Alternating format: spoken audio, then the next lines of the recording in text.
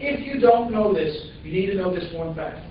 The Secretary of State in Missouri is the most anti-life, most obstructionist, most unpleasant, and one of the smartest people in public life in America right now.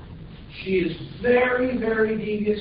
She does with a clever hand, she does the devil's work like you haven't seen. You know, it's easy when you see someone who's a terribly unpleasant, nasty, hateful person. You say, well, the devil's got hold of that person. This woman, the devil, she's figured out how to really damage our efforts to do amendments to the Constitution, to do initiatives for other conservative, good government things. I mean, she does everything for one thing in mind: politics of the left and her own advancement. And Robin Carnahan, we haven't heard the last of her. I assure you, she's going to be running for the United States Senate, and it's an amazing thing. But we have sued her, and we put her on the spot. We've litigated against her. Some of it, to be candid, is nuisance. We've sort of tussled with her to try to keep her honest. To be candid, it doesn't work for her because she doesn't need to be honest. She doesn't want to be honest. But we've done it.